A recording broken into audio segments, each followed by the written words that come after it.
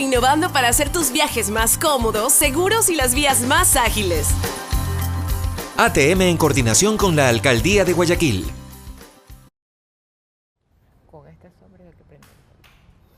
Bienvenidos todos, muy buenos días. Yo soy Anderson Boscán, esto es Café La Posta, un espacio para revisar la coyuntura política y la actualidad nacional.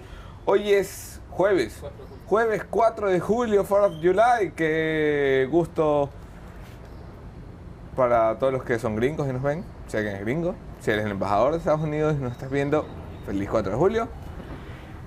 Un agradecimiento especial a las marcas que nos acompañan a hacer periodismo independiente. Por supuesto que hablo de Hyundai, que está con nosotros desde el principio. El Escalón, que es mi casa en Guayaquil, en el corazón de Urdesa, donde me quedo muy feliz cambiando el ruido de la cafetera por el ruido de los pajaritos.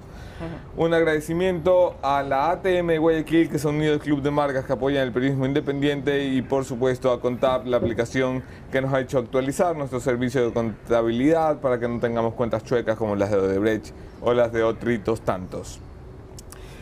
Hoy es un día importante en la República y lo revisamos en caliente.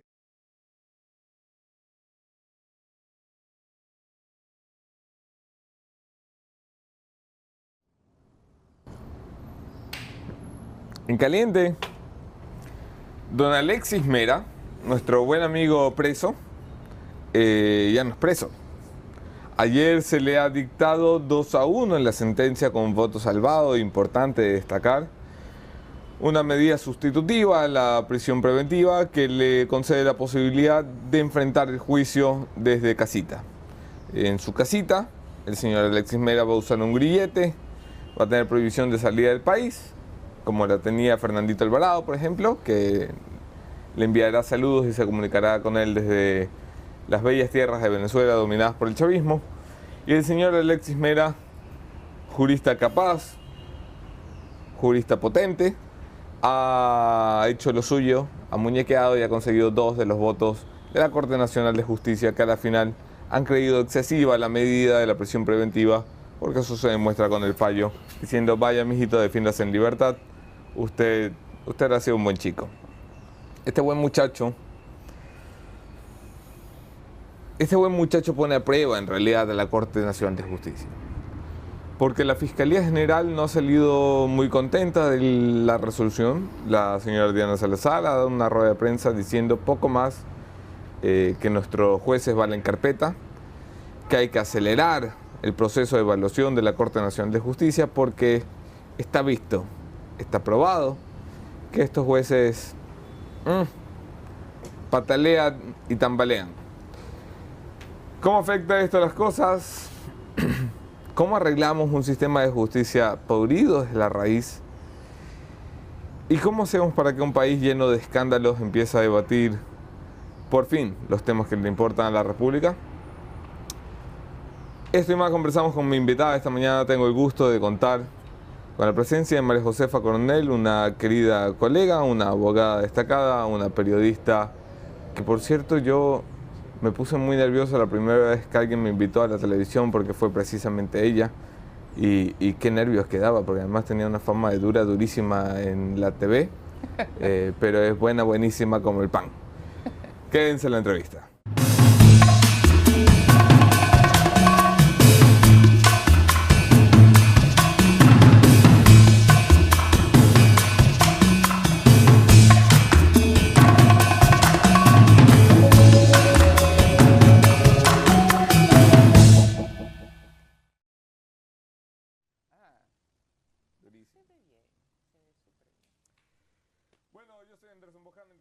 Podemos seguir allí la conversación. Un abrazo especial a los que comparten nuestros contenidos. Los quiero más que si no comparten. Y bienvenida, María Josefa Coronel. Qué gusto tenerte en casa. Gracias. Y gracias. Y qué lindo lugar, ¿no? La verdad es que esta casa típica urdesa con un modelo de los años 70. Lo que nos recuerda que algún día fuimos niños. Y que algún día el estero estaba limpio. Sí. Bueno, no sé, ¿sabes? Siempre, yo recuerdo que mi papá decía, a esta hora hay que tener cuidado. Cuando pasábamos por aquí, yo no vivía aquí nunca. ¿Por el olor? Por el olor. Entonces, a esta hora hay que tener cuidado. O sea, es que yo no hay sé que ser responsables. No sé qué tiene este hotel, pero nunca he sentido el olor del estero. Y además yo estudié muy cerca del estero, en un colegio que estaba pegado al estero. ¿En qué colegio estudiaste? En el Ecomundo. No terminé allí mi educación secundaria. no se lo cuentes a mi madre. Está bien. Pero, pero claro, se sentía. Sí, pero era por horas, pero percibí que era siempre una explicación como natural, ¿no? Entonces luego ya uno va entendiendo que de parte y parte hemos tenido responsabilidad en lo que pasa en el planeta y no solo en el estado. Claro, no, pues yo me acuerdo la gran promesa de Correa de bañarse en el 2017 en el Estero Salado y siempre decía, ojalá se meta y que le salga un tercer ojo cuando se meta. Cuando se recuerda esa frase, yo recuerdo lo que pasó al sur de la ciudad y cuando María Duarte ofreció arreglar toda la zona al sur que bordea el estero. Okay. Y que lo que hicieron fue desalojar sin ninguna misericordia a tantas familias pobres. Sí. Entonces recuerdas las imágenes de Sí. algunas carpas, un poco para pasar la intemperie de la noche. Recortaron ese tejido social, lo lanzaron por aquí, lo lanzaron a Sociovivienda, lo lanzaron a otras partes vulnerables de Guayaquil. Destrozaron literalmente el tejido social que les daba a las familias de ese lugar cierto nivel de protección y supervivencia. Hasta el día de hoy las vemos sufriendo en Sociovivienda 1 y 2, donde construyeron sin permiso municipal, donde tuvieron mucho tiempo problemas de agua potable y donde no estoy segura que tengan todavía ninguna escritura de título de propiedad porque a su vez no está todo ordenado, ¿no? Oye, hablando de la Duarte, que también está casa por cárcel, ¿cómo ves el tema de Arroz Verde? Bueno, primero ¿Un escándalo felicitaciones más, por ese buen trabajo periodístico. Siempre he dicho que los periodistas han sido casi que mis colegas putativos, porque como tú sabes, yo no soy periodista y siempre lo repito con humildad y agradecimiento porque en buena hora recibieron. Creo que fue un trabajo extraordinario. Creo también que toda aquella persona que trabajó de manera íntima con Correa, independientemente de lo que pasa en los procesos, que si quieres lo hablamos luego, tiene como una sanción social e histórica. Porque en el evento no consentido o consentido, que no hayas robado, aplaudiste, apoyaste, entregaste tu mejor cantidad de juventud, de fuerzas a un líder tan perverso como Rafael Correa. Creo que ya de por ahí esa sentencia queda imposibilitada de desbaratar. La investigación me parece muy seria, recoge lo que siempre hemos sospechado, que es toda una red muy compleja, muy estructurada. Que un Estado organizado para delinquir. Exacto, un Estado organizado para delinquir, para abusar del poder. Y para el final del día, Correa ha sido como esa serpiente medio satánica que ha podido sacar de sus colaboradores ese deseo oculto de querer brillar así sea un cuarto de hora y los condenó por su propia mano a tener ese sello, esa sentencia de no sabemos si robó, pero trabajó para Correa. Y eso ya siempre será escrito con mala tinta, ¿no? Y en mancha. la historia del Ecuador. ¿No crees que estamos un poco jodidos de la cabeza después de... Te lo pregunto por esto de Alexis Mera. Un tipo que entra a prisión preventiva, que no se ha intentado fugar del país, que dice yo me quiero defender, pero déjeme defender en libertad. Pero ya uno ve la sentencia y dice, puta, está raro. ¿No te parece que al final lo que construimos es un país donde las cosas pueden ser jurídicamente correctas y ciertas, pero ya está raro? O sea, que le pongan grillete a Alexis Mera. Mira, voy a contestarte esta pregunta tratando de poner como frases sencillas, ¿no? Y muy duras. En primer lugar, Alexis Mera, en lo personal, me debe mucho. Y no sé si su vida le alcance a darme todas las respuestas. Comenzando desde una muy mala educación. Recuerdo que cuando cerró el canal en el que yo trabajaba decía que era tan fácil como cerrar un prostíbulo. Creo que más allá de los problemas, no sé si de complejo social, necesidad de estar siempre en círculos de poder, más allá de sus fueros internos, caminos chuecos, espirituales que pueda tener, debe estar eso siempre separado de la justicia. Y el proceso, aunque huela mal para ti o para mí, debe de tener un peso transparente que de lo único que nos podemos agarrar. Y me explico por qué. Cuando Alexis Mera fue detenido, él pide a la justicia que se le cambie la medida sustitutiva. Lo pidió desde el principio, sabía que era su derecho, tuyo, de él, mío, el de él y de todos. Sino que nos molesta. Sí, porque claro. como queremos pegarle un puñete o hacerlo castigar por lo malo que ha sido, queremos ese momento de poder, entre comillas, sí, justicia. No es vindicta pública, es ¿verdad? venganza pública. Ok, entonces, pero existe un debido proceso, que es un derecho humano, y el debido proceso contiene una garantía ineludible. No existe acto o decisión del poder público que no sea motivada. Es decir, tienen que decir por qué le dan la cárcel y tienen que decir por qué no le dieron la medida sustitutiva. En el momento que no se lo explicaron de una manera armoniosa, contundente, lógica, hilvanando todos los derechos humanos, al señor Alexis Mera se lo había desprotegido del debido proceso. Claro que sí. Guste o no nos guste. Y en ese espacio y en ese vacío, él entró y le dice a los jueces, apelo, porque eso no cumple lo que dice la Constitución que debe de cumplir. Recordemos que es una categoría constitucional, es implacable, Sí. no hay vuelta. Esa es la primera impresión que tengo del proceso, porque esta decisión fue ayer, no tengo el texto para leerlo, pero la tengo desde el principio.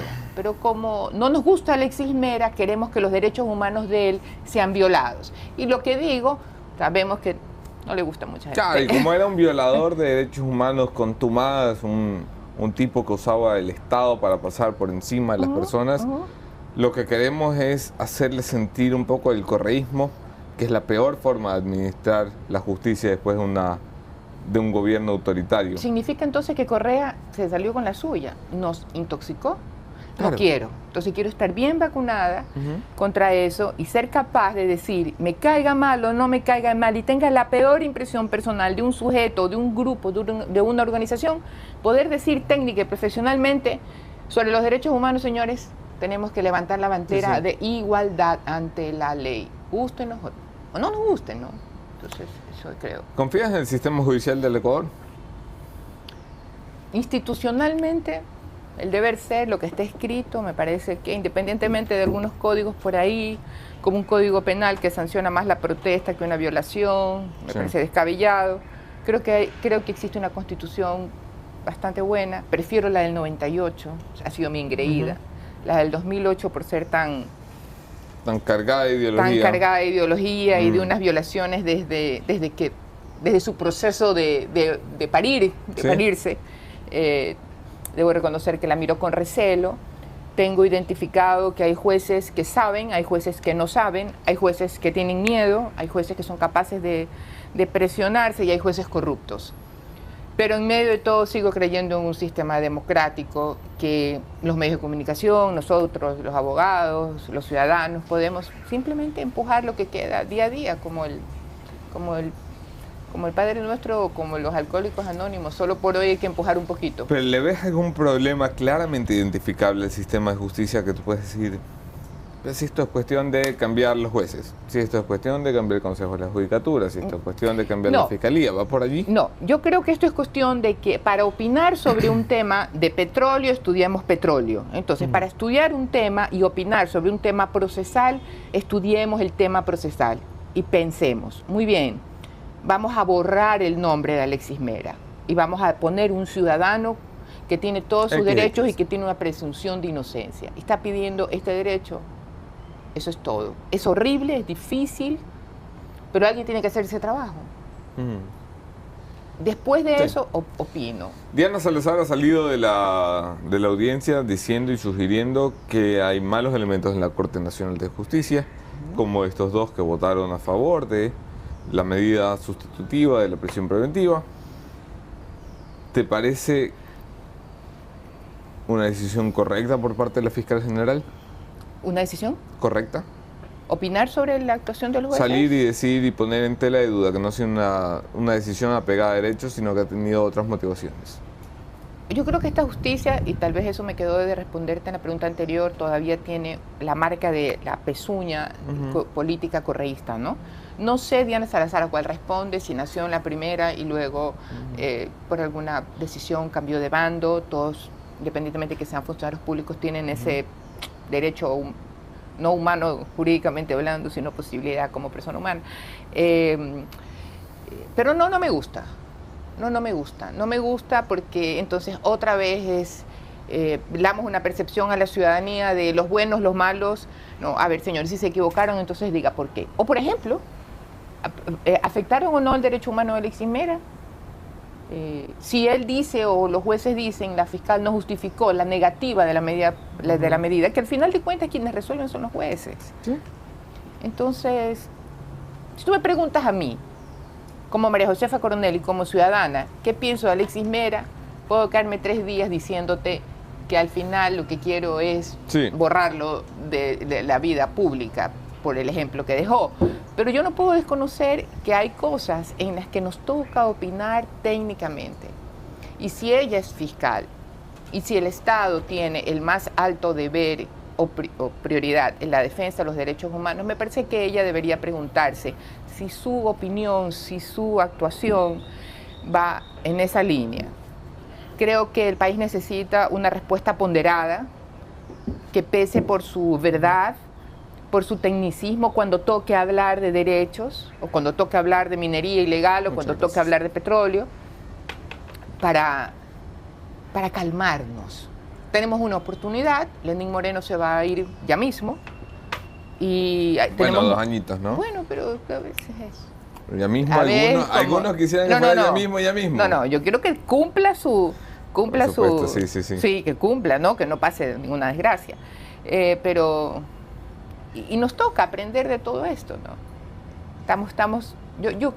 Hernán Pérez escribió un artículo, no sé si ayer o antes de ayer, que decía algo como, fueron tan corruptos y compraron tanto que nos menoscabaron la posibilidad de asombro.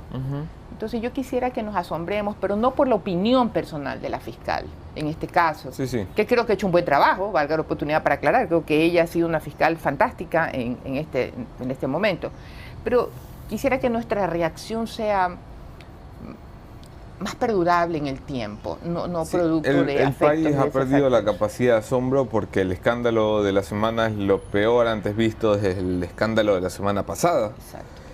Y es una coyuntura desgastante, lastimosa, que nos impide pensar en país y nos mantiene pensando en esto, en lo mismo de siempre, en que nos vieron la cara, nos robaron, ya, lo sabemos. Pero nosotros votamos, pues. Nosotros no reaccionamos ni el 30 de septiembre, no reaccionamos en la Asamblea Constituyente, no reaccionamos cuando la Asamblea disque Constituyente cambió y hizo barbaridades, como todas las cosas, cuando Ochoa cambió la ley, cuando los medios de comunicación, como es natural, tuvieron miedo. Cada cosa que hizo Correa tiene un contrapeso de indiferencia y de corrupción o de silencio por parte de la sociedad civil. Y esa lección no la queremos tomar como la parte amarga de la sopa. Y nos toca. ¿Cuántas empresas privadas no están millonarias? Porque entraron en el juego. ¿Cuántas empresas privadas no están en los informes de Villavicencio y Zurita sobre los aportes ilegales al financiamiento de las campañas? Eso no significa que todas las empresas que han contratado lo hayan sido. Asimismo, también hay que tener un cuidado previo. Pero es como que Correa ha podido ahondar mucho la parte como oscura, ¿no?, de la gente. De esto de las empresas privadas, vamos, yo soy nuevito en muchas cosas en este país. Pero yo entiendo que esto no es una cosa ni de 2014 ni de 2017. Las empresas privadas han buscado formas de financiar la política ecuatoriana. Probablemente es el regreso a la democracia. ¿Por qué ahora nos escandaliza tanto? Bueno, no sé si es que nos escandaliza mucho o poco. Yo la verdad es que como siempre... Mi primer trabajo fue una liquidación del Banco de Descuento. Entonces, la primera experiencia que yo tuve, siendo Alfonso Trujillo Bustamante, superintendente de bancos, lo recuerdo, eran unas empresas de familiares de quien hoy es ministro, de la familia Ontaneda. Ah, caramba, de Iván Ontaneda. Claro, sus padres, sus abuelos, una gente con gran experiencia con el cacao, el tratamiento del cacao en el país. Gente de primera, que por una decisión política golpeó al banco y este golpe del banco generó una cadena triste de lo que le pasó a la familia que tenía muchísima experiencia y tuvo muchos aportes positivos al país. Es decir, mi vida profesional comienza viendo el lado negativo, cómo la política desbarata una empresa seria y buena en este lado. Luego ya comienzo a ver cuál es el control o descontrol. Yo no sé si desde qué año estás aquí, cuando comienza la bahía de Guayaquil, la famosa bahía de Guayaquil. Eso fue un imperio de gente que traía cosas sin pagar impuestos. Entonces ya era un mundo escondido o paralelo, absolutamente ilegal, y no digo que haya sido ni perverso ni depravado, pero ilegal. O sea, al margen de la ley. Y al principio había un rechazo, esa plata tuya es porque tú eres contrabandista, que era la primera palabra que se le decía, es que son contrabandistas. Hoy no son contrabandistas, hoy ha habido un proceso de legalización, por llamarlo de alguna manera. Entonces creo que el país ha vivido de cualquier lado, tanto víctimas como cómplices o agresores de la sociedad, haciéndose partícipe de los beneficios no legales del gobierno. Esa es, de alguna manera, el campo general. Pero individualmente han habido empresas que también puedes decir, te voy a vender, no sé, este vehículo, esta alfombra. Mira, el de allá, por este mismo precio, te va a pagar $1 de coima. Pero cómprame a mí porque yo te lo voy a dar bien. Entonces, ya las negociaciones comienzan con el presupuesto de que tengo que pagarte una coima. Ya eso es individual. Claro, todo presupuesto para ofertar el sector público llegó un momento en que tenía un porcentaje inflado porque era el porcentaje que había que dar. El problema ya no es que eres corrupto, el problema es que en el gobierno anterior el 5%, el 8%, el 10%, que era el valor de la coima o de los almuerzos o del regalo, este gobierno, qué mala gente que es, ahora te pide el 30%, o sea ya ese era el problema. No la que te pidan, sino que pidan mucho. Exacto, entonces hablar de la participación de la empresa privada sería injusto si no se individualiza también o sectoriza. Evidentemente. El país ha perdido capacidad de asombro, también ha perdido un poco la esperanza, porque al final eso sí que nos lo robaron. Y yo lo veo mucho cuando veo la televisión, me cala un noticiario y al final del noticiario digo, todo está jodido, todo está podrido, ¿quién nos salva? O sea, ¿a quién podemos decirle, tú vales aquí, tú vales acá? ¿A quién podemos decir, es un buen representante de los ecuatorianos? Porque me da la impresión cada vez que prendo una estación de noticias que todo está mal, que nada funciona, que la asamblea es del diezmo, que el consejo de participación es de payasos, que el gobierno es de tibios, que la justicia es de corruptos, que... Entonces digo, jodido ser país así. Bueno, yo creo que tenemos que alzar la voz para reclamar las injusticias, para decir lo que estamos de acuerdo, lo que no estamos de acuerdo. Creo que hay una carga moralista en algunas cosas que aturde, casi que paranoica. Pero sí también creo que hay gente que se la destaca en su trabajo. ¿Como quién? Como por ejemplo Javier Salvador, que recibió el premio de Guayaquil Ético, siendo director informático de la Municipalidad de Guayaquil. Nelsa Curvelo, que recibió de la asamblea anterior un reconocimiento por su compromiso casi que adherido, vitalicio, permanente, al trabajo de la paz. Y yo sé, pues hay por lo menos 6 u 8 personas que en los últimos 2 años han sido reconocidos por su ética en el trabajo, gente que tal vez que no sea muy famosa, pero que repercute en la vida diaria de la gente. Yo creo que esta ciudad o el país quiere esto y vale la pena alzar la banderita de la esperanza. Si no, nos convertimos como ellos, como los que quisieron dañarnos y como los que de alguna manera nos quitaron esa capacidad de asombro, ¿no? Pero es cuestión de responder. La vida siempre te va a golpear. La traición siempre la vas a recibir y te va a doler si la recibes a quien le has dado la espalda para que te cuide. Y eso es inevitable, ha pasado siempre en la historia. Pero uno tiene solo una historia, la vida de uno. Entonces uno se para y vuelve a llenarse de esperanza. Y yo tengo mucha esperanza en lo que pase en el próximo gobierno, en esta nueva etapa política del país, con una generación que aprendió, con una generación que ya sabe cómo suena la serpiente de Voldemort, el innombrable, que siempre a veces siempre detrás de las cámaras de mi programa anterior. El innombrable. El innombrable, sí, ¿no? Y hasta en el personaje de la película me parece tan parecido, porque era como, es una transformación que ha tenido. Y como ahora es calvo. Entonces hasta también se parece, ¿ves? Entonces creo que todos de alguna manera somos un poco Harry Potter y tenemos nuestras cicatrices en algunas partes. Entonces es la era de creer en nosotros mismos nuevamente, pero aceptando el miedo, aceptando que nos duele, aceptando que nos equivocamos, aceptando que nos cae mal toda esta gente que nos cae mal. Pero si tan solo pudiéramos reconocer lo bueno que pasa en el país y reconocer el derecho humano de todos, independientemente de la ideología política o personal o religiosa, tal vez terminaríamos un mejor bicentenario. ¿Tienes mucha esperanza de lo que pueda hacer el próximo gobierno? ¿A quién le ves? No lo sé. Esa sí la parte de mi cancha de esperanza que no... Porque no... una cosa es con Pepito Pérez, otra cosa es con el cura Tuárez ahí sentado en la presidencia. Quiero decir, depende mucho también de quién llegue, ¿no? Depende mucho.